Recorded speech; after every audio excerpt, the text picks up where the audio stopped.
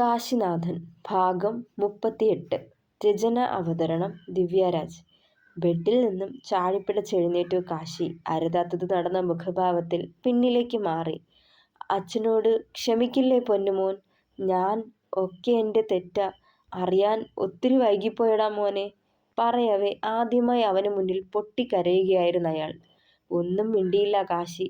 അയാളോടുള്ള വെറുപ്പ് മാറിയില്ലെങ്കിൽ പോലും ഉള്ളിലെവിടെയോ നോവുന്നുണ്ടായിരുന്നു അവന്. ഞാൻ അവളെയാ വിശ്വസിച്ചത്, എൻ്റെ മോനെ അറിയാൻ ശ്രമിച്ചില്ല. ഒരിക്കൽ ഞാൻ നഷ്ടപ്പെടുത്തിയ സൗഭാഗ്യങ്ങൾ നിനക്ക് തരണമെന്നുണ്ടായിരുന്നു. എൻ്റെ ആനന്ദിനെ പോലെ നീയും എൻ്റെ തണലിൽ വളരണമെന്നുള്ളത് കൊണ്ടാ ബാംഗ്ലൂരിലേക്ക് നിന്നെ കൊണ്ടുപോയത്. പക്ഷേ അതിങ്ങനെയൊക്കെ ആവുമെന്ന് ഞാൻ സ്വപ്നത്തിൽ പോലും കരുതിയില്ല മോനെ. നിന്നെ ഇവിടെ അമ്മയെ ഏൽപ്പിച്ചു പോയിരുന്നെങ്കിൽ കൂടി നീ ഇത്രയും അനുഭവിക്കേണ്ടി വരില്ലായിരുന്നു. നോവോടെ അയാൾ പറയുമ്പോഴും ക്ഷമിക്കാൻ മനസ്സനുവദിച്ചിരുന്നില്ല കാശിക്ക്. ഒരേ ഒരു തവണ തനിക്ക് പറയാനുള്ളത് അച്ഛൻ കേട്ടിരുന്നെങ്കിൽ തൻ്റെ ജീവിതം ആ സ്ത്രീയുടെ കാൽക്കീഴിൽ കിടന്ന് ഞെരിയില്ലായിരുന്നെന്ന് ഓർത്തവൻ. ആ ചെന്നായ്ക്കൾ തൻ്റെ ഉടലിൽ കാട്ടിക്കൂട്ടിയ പേക്കോത്തിനൊപ്പം അതിന് പിന്നാലെയുണ്ടായ സകല സംഭവ വികാസങ്ങളും അവൻ്റെ കൺമുന്നിൽ തെളിഞ്ഞു വന്നു. ഭ്രാന്തെടുത്ത് ബഹളം കൂട്ടുന്ന നേരം പച്ച ജീവനോടെ തൻ്റെ ശരീരത്തിലേക്ക് വൈദ്യുതി കടത്തിവിടുന്ന നോവ്. വല്ലാതെ വീർത്തവൻ ആ ഓർമ്മയിൽ. അവിടുന്ന് വീണ്ടും തിരികെ ജീവിതം കയ്യെത്തിപ്പിടിക്കാൻ നോക്കുമ്പോൾ തനിക്ക് നേരെ സാവിത്രി നീട്ടിയ ഡ്രഗ്സ്, പിന്നെ ലഹരിക്കടിമപ്പെട്ട ജീവിതം. പലതവണ ആ ലഹരിയിൽ നിന്നും രക്ഷപ്പെടണമെന്ന് മനസ്സും ശരീരവും കേണിട്ടും ലഹരിയിൽ നിന്നുതിർത്ത ഭ്രാന്ത് അതിനിട വരുത്താതെ വരുമ്പോൾ അനുഭവിക്കുന്ന ശരീരം മുറുകിയുള്ള നോവ്, അത് സഹിക്കാനാവാതെ സ്വന്തം ജീവൻ തന്നെ എടുക്കാൻ നോക്കുന്ന അവസ്ഥ. അതിൽ നിന്നും കരകയറി നാട്ടിലേക്ക് വന്നിട്ടും എല്ലാവരിൽ നിന്നും സ്വയം ഒറ്റപ്പെട്ട് കഴിഞ്ഞ ദിവസങ്ങൾ. ഭ്രാന്ത് പിടിപ്പിക്കുന്ന തരത്തിൽ തന്നെ വീണ്ടും വിഷാദത്തിലേക്ക് തള്ളിവിട്ട അപകർഷതാബോധം. പിന്നെ മുത്തശ്ശിയുടെ നിർബന്ധപ്രകാരം എന്നോ മനസ്സിൽ കൂടുകൂട്ടിയ അവളുമായി തൻ്റെ വിവാഹം. സത്യങ്ങൾ അവൾ അറിയുമോ എന്ന് ഭയന്ന ദിവസങ്ങൾ. അങ്ങനെ അവളെപ്പോലും അവഗണിച്ചകറ്റിയ നാളുകൾ. അവസാനം എല്ലാത്തിൽ നിന്നും രക്ഷപ്പെടാൻ വീണ്ടും ആത്മഹത്യയെ കൂട്ടുപിടിച്ചത്. വീണ്ടും അവിടെ നിന്ന് തുടങ്ങിയ പുതിയ ജീവിതം. പാതിയായി കൂടിയവളുടെ കൈപിടിച്ച് പിച്ചവെച്ച് തുടങ്ങിയ നാളുകൾ. അവളുടെ സ്നേഹവും കരുതലും കൊണ്ട് മാത്രം വീണ്ടും കയ്യെത്തിപ്പിടിച്ച ജീവിതം. ഇപ്പോൾ വീണ്ടും സ്വപ്നങ്ങളിലേക്ക് ചിറകുവെച്ച് പറക്കുമ്പോഴും അന്നത്തെ ദുർദിനങ്ങളുടെ ബാക്കി പത്രമായി തന്നിൽ ശേഷിക്കുന്ന ചില ഓർമ്മകൾ. അവളുമൊത്തുള്ള തീവ്ര നിമിഷങ്ങളിൽ താൻ വീണ്ടും കാലിടറി വീഴുന്നു. ഒക്കെയും ഓർത്തുപോയവൻ ആ റൂം വിട്ട് ബാൽക്കണിയിലേക്ക് കയറുമ്പോൾ വാതിൽ ശക്തമായി വലിച്ചടച്ചു. തൻ്റെ പ്രതിഷേധം പോലെ. അന്നൊന്നും തനിക്ക് താങ്ങാവാനോ ചേർത്ത് പിടിക്കാനോ വരാത്തവരാ ഇന്ന് തൻ്റെ മുന്നിൽ നിന്ന് കരയുന്നതെന്ന് ഓർക്കുമ്പോൾ പുച്ഛം മാത്രം തോന്നി ചന്ദ്രനോടവന്.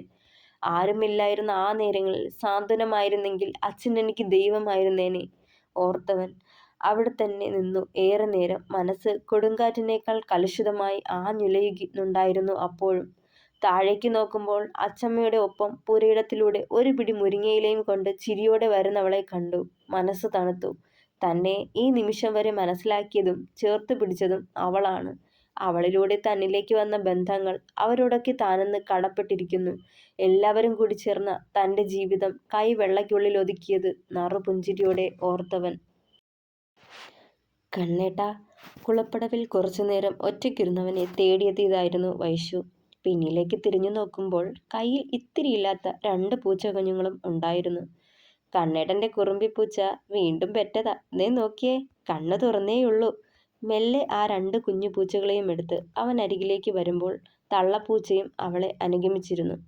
എൻ്റെ വൈശു, നീ എന്തിനാ അവറ്റകളെ എടുത്തുകൊണ്ടുവന്നത്? കുറുമ്പി നിന്നെ മാന്തി പൊളിക്കും. ഏയ്, എന്നെ ഒന്നും ചെയ്തില്ലവള്. സാധാരണ പെറ്റുകിടക്കണ പൂച്ചയുടെ അടുത്ത് ചെന്നാൽ ചീറിക്കൊണ്ട് നിൽക്കണതാ. കുഞ്ഞിനെ തൊട്ടാലോ കടിച്ചു പറിക്കും. പക്ഷേ എന്നും ഭക്ഷണം കൊടുക്കുന്നത് കൊണ്ടാവും ഇവള് എന്നെ ഒന്നും ചെയ്തില്ല. മെല്ലെ അതിൻ്റെ നിറുകിൽ തലോടിക്കൊണ്ട് അവൻ അരികിലായിരുന്നവൾ. കണ്ണു തുറന്നു നോക്കുന്ന കുഞ്ഞിപ്പൂച്ചകളെ തന്നെ നോക്കിയവൻ ഒരു നിമിഷം. രണ്ടാളും അവളുടെ കൈക്കുള്ളിൽ ഒതുങ്ങാനേ ഉള്ളൂ, അത്രയും ചെറുത്. കൗതുകത്തോടെ അവനും അവയെ തലയിടുമ്പോൾ കുറുമ്പി വന്ന് അവൻ്റെ ദേഹത്ത് മുഖമുരസാൻ തുടങ്ങി. ഡി കുറുമ്പി, അങ്ങോട്ട് മാറി നിന്നോണം, ഇതേ എൻ്റെ പ്രോപ്പർട്ടിയാ. കണ്ണൻ്റെ തോളിലേക്ക് ചാഞ്ഞുകൊണ്ട് പൂച്ച വെറുതെ ഗോഷ്ടി കാട്ടിയവൾ. ഈ പെണ്ണ്.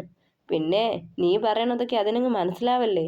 അവളുടെ നെറ്റിയിൽ നെറ്റിമുട്ടിച്ചവൻ. നമുക്ക് വേണ്ടേ ഇതുപോലുള്ള കുഞ്ഞുങ്ങൾ? നമുക്കും വേണം. പക്ഷേ ഇതുപോലെ നീണ്ട ചെവിയും ഉണ്ടക്കണ്ണും വലിയ വാലുമായാലേ മോശം. കളിയാക്കിയതും ചുണ്ടു കൂർപ്പിച്ചവൾ. കണ്ണേട്ടാ, കഷ്ടോട്ടോ. മുഖം വീർപ്പിച്ച് തിരിഞ്ഞിരുന്നവൾ. ഇത്തിരി നേരം പെണ്ണിനെ തന്നെ നോക്കിയവൻ. അവളോട് തനിക്ക് ചിലപ്പോൾ പ്രണയമാണ്, അടങ്ങാത്ത പ്രണയം. ചില നേരം വാത്സല്യമാണ്, തൻ്റെ നെഞ്ചോടൊട്ടി തന്നെ മാത്രമായി കാണുന്നവളോട്. ചില നേരം തനിക്ക് കടപ്പാടാണ്, കാണപ്പെട്ട ദൈവം തനിക്ക് ജീവിതം തിരികെ ഏൽപ്പിച്ചവളെന്ന ബോധ്യപ്പെടുത്തലിൽ. ചില നേരം അവൾ തൻ്റെ കാമുകിയാണ്, മറ്റൊന്നിനോടും ഇതുവരെ പങ്കുവയ്ക്കാത്ത പ്രണയം തോന്നിപ്പോകുന്ന കാമുകി.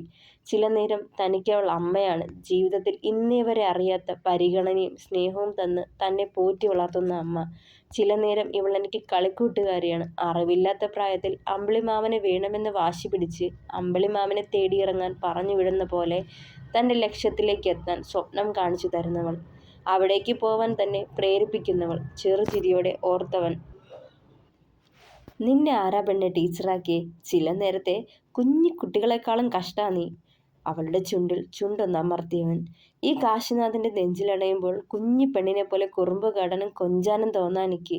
അതെങ്ങനെ മതി? എൻ്റെ കണ്ണേട്ടനല്ലേ ഉള്ളൂ എനിക്കിങ്ങനെ കൊഞ്ചാനും കുറുമ്പ് കാട്ടാനും.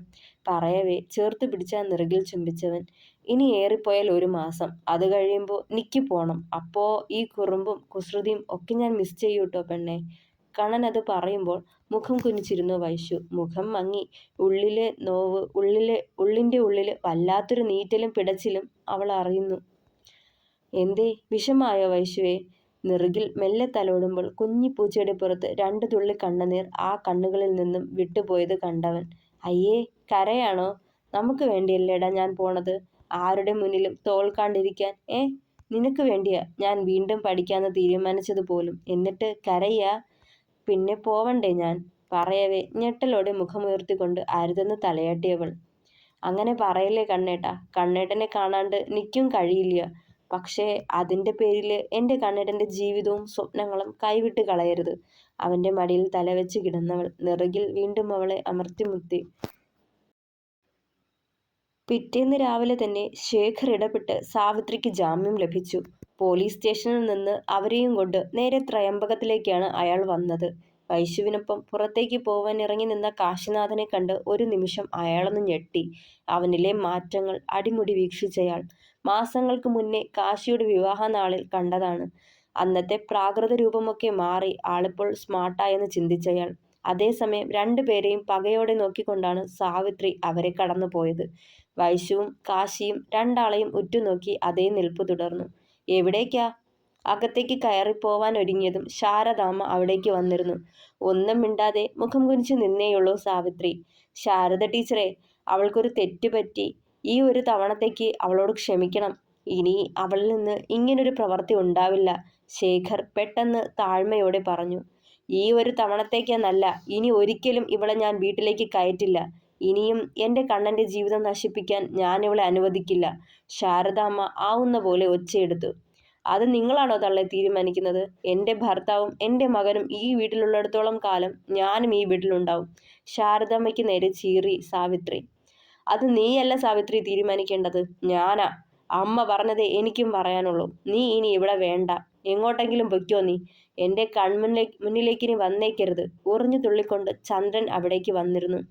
പ്രതീക്ഷിക്കാതെയുള്ള ചന്ദ്രന്റെ മറുപടി കേട്ട് തറഞ്ഞു നിൽപ്പുണ്ടായിരുന്നു സാവിത്രി. ചന്ദ്രു, നീ എന്താ പറഞ്ഞേ?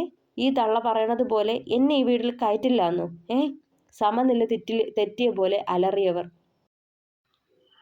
അതെ, എനിക്ക് ഈ കാര്യത്തിൽ മറിച്ചൊരു തീരുമാനം ഇല്ല സാവിത്രി.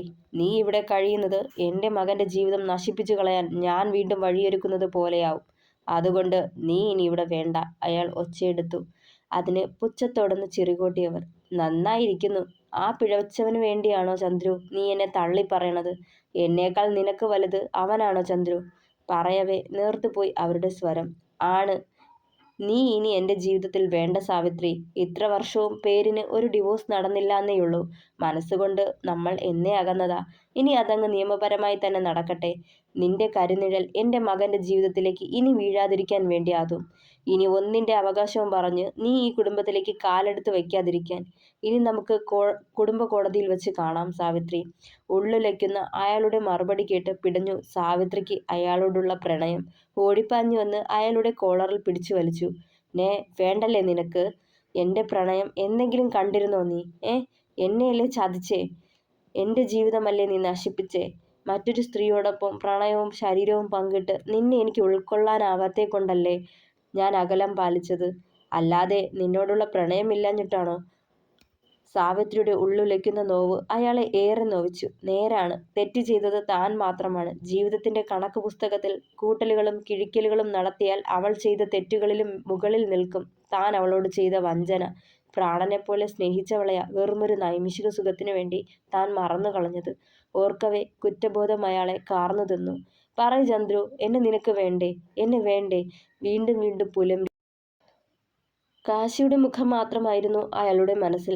നന്ദനിലൂടെ അറിഞ്ഞ അവന്റെ ജീവിതം, സാവിത്രിയിലൂടെ അനുഭവിച്ച തീരാവേദന എല്ലാം ജീവിതത്തിലേക്ക് പിച്ചവെച്ച് തുടങ്ങിയുള്ളവൻ ഇനിയും വീഴ്ചകളുണ്ടായാൽ ചിലപ്പോൾ എഴുന്നേൽക്കാനാവില്ല എന്ന ചിന്തയിൽ സാവിത്രിയെയും അവളുടെ പ്രണയത്തെയും അവളോട് ചെയ്തതൊക്കെയും മനഃപൂർവ്വം കണ്ടില്ലാന്ന് വെച്ചു.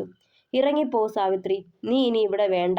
ഹൃദയം കല്ലാക്കിയെടുത്ത ആ തീരുമാനം വലിച്ച് പുറത്തേക്കിട്ടവളെ നിലത്തേക്ക് മുഖമടിച്ച് വീഴുമ്പോൾ പ്രാണൻ വിട്ടകന്ന പോലെ തോന്നി സാവിത്രിക്ക്. വേണ്ട, നീ ഇനി എൻ്റെ ജീവിതത്തിൽ വേണ്ട. നഷ്ടപരിഹാരം എത്ര വേണേലും തരാം. എനിക്കുള്ള മുഴുവൻ സ്വത്തുവകകളും നീ എടുത്തോ. എന്നാലും ഇനി നീ എൻ്റെ ജീവിതത്തിൽ വേണ്ട. മുഖമടച്ച് അടികൊണ്ട പോലെ മുഖത്ത് കൈവച്ചു പോയി സാവിത്രി. തിരിഞ്ഞ് റൂമിലേക്ക് നടക്കുമ്പോൾ സാവിത്രിയെ മനഃപൂർവ്വം മറന്നു. അവന് വേണ്ടി, കാശിനാഥനു വേണ്ടി, അവൻ്റെ നന്മയ്ക്ക് വേണ്ടി. താലി കെട്ടിയ ഭാര്യയോടും ജന്മം നൽകിയ മകനോടും നീതി കാട്ടാനാവാത്ത തൻ്റെ വിധിയോർത്ത് ഏങ്ങി അയാളുടെ ഹൃദയം. സാവിത്രിയുടെയും കാശിനാഥൻ്റെയും ജീവിതം താനായിട്ട് നശിപ്പിച്ചെന്ന ചിന്തയിൽ ഉള്ളു നീറി. ഇനി മരണം വരെ ഈ കുറ്റബോധം തന്നെ വേട്ടയാടും. ഒരിക്കലും സ്വസ്ഥത ലഭിക്കാതെ താൻ അലയും. അത് തന്നെയാണ് താൻ ചെയ്തു കൂട്ടിയതിനുള്ള ശിക്ഷ ഓർത്തയാൾ. സാവിത്രിയോട് ഒരേ നിമിഷവും സഹതാപവും ഒരേ നിമിഷം വെറുപ്പും തോന്നിപ്പോയി ശാരദാമ്മയ്ക്ക്. പ്രാണനെപ്പോലെ സ്നേഹിച്ച പാതിയായവനാൽ ചതിക്കപ്പെട്ട ഒരു പെണ്ണിനോടുള്ള സഹതാപം. അവനെ ലോകമെന്ന് പറഞ്ഞ് നടന്നവളെ മറന്ന് വേറൊരുത്തിയുടെ മേനിയഴകിൽ വീണുപോയവനോട് വെറുപ്പും. അതേസമയം ഭർത്താവും ആ സ്ത്രീയും ചെയ്ത തെറ്റിന്റെ പേരിൽ ഒരു ജന്മം മുഴുവൻ അനുഭവിക്കേണ്ട നോവ് ഒന്നും അറിയാത്ത കണ്ണന് കൊടുത്തതിലുള്ള അമർഷവും. അവൻ അനുഭവിച്ചതൊക്കെ വൈഷ്ണവി പറയുമ്പോൾ കേട്ടു നിൽക്കാനുള്ള ത്രാണി പോലും ഉണ്ടായില്ല. അവനെ അന്ന് ചന്ദ്രനൊപ്പം വിട്ടതായിരുന്നു താൻ ചെയ്ത ഏറ്റവും വലിയ മഠത്തരം എന്ന് ചിന്തിച്ചു. പഠിച്ച് വലിയ ഡോക്ടറാക്കാനാണെന്ന് പറഞ്ഞ് ആശ കൊടുത്ത് എൻ്റെ കുഞ്ഞിനെ അവിടേക്ക് കൊണ്ടുചെന്നത് അവൻ്റെ ജീവിതം നശിപ്പിച്ച് കളയാനെന്ന് അറിഞ്ഞില്ല. അറിഞ്ഞിരുന്നെങ്കിൽ ഒരിക്കലും വിട്ടുകൊടുക്കില്ലായിരുന്നു. വലിയ ഡോക്ടറായില്ലെങ്കിലും മനസമാധാനത്തോടെ, അതിലുപരി സന്തോഷത്തോടെ എൻ്റെ കുഞ്ഞിവിടെ കഴിഞ്ഞു പോയേനെ. ശാരദാമ്മ നെടുവീർപ്പെട്ടു. നീ വാ സാവിത്രി, ഇനിയും ഇവിടെ കടിച്ചു തൂങ്ങണ്ട. നിനക്ക് ഞാനുണ്ടാവും. ആര് തള്ളിപ്പറഞ്ഞാലും എനിക്ക് ഉപേക്ഷിക്കാനാവില്ല നിന്നെ. ശേഖർ അവളെ പിടിച്ചെഴുന്നേൽപ്പിച്ചു. കാറിനടുത്തേക്ക് നടക്കുമ്പോഴാണ് കാശിയെയും വൈഷ്ണവിനെയും കാണുന്നത്. രണ്ടുപേരെയും ചുട്ടുകൊല്ലാനുള്ള കലി സാവിത്രിയിൽ ഉടലെടുത്തപ്പോൾ. എൻ്റെ ജീവിതം നശിപ്പിച്ചിട്ട് ഇവൾക്കൊപ്പം സുഖമായി കഴിയാന്ന് നീയും കരുതണ്ട കാശി. ഇന്ന് ഞാൻ അനുഭവിക്കുന്ന വേദന നീയും അറിയിക്കും ഈ സാവിത്രി. അതിനവളെ കൊന്നു തള്ളിയിട്ടായാലും. പകയടങ്ങാതെ വിളിച്ചു പറയുമ്പോൾ സിരകളിൽ നുരഞ്ഞു കയറിയ കോപം കൈമുഷ്ടി ചുരുട്ടി പിടിച്ചു വെച്ചവൻ ഒപ്പം വൈശുവിനെ നെഞ്ചോടടക്കി പിടിക്കുകയും ചെയ്തു. ആ നേരം അവൻ്റെ കണ്ണുകളിൽ ദഹിപ്പിക്കുന്ന അഗ്നിയായിരുന്നു. സംഹാര താണ്ഡവമാടാൻ മനസ്സിനെ പാകപ്പെടുത്തുന്നവൻ്റെ അമർഷവും കോപവും ഒക്കെ. തനിക്ക് തന്ന നോവുകൾ സഹിച്ചെന്ന് വരാം, പക്ഷേ തൻ്റെ പാതിയായവൾ, അവൾക്ക് നേരെ നിങ്ങളുടെ നോട്ടം പോലും ഏൽക്കരുത് എന്നൊരു ധ്വനിയായിരുന്നു ആ നോട്ടത്തിൽ പോലും. തുടരും. അഭിപ്രായങ്ങൾ പറയണേ.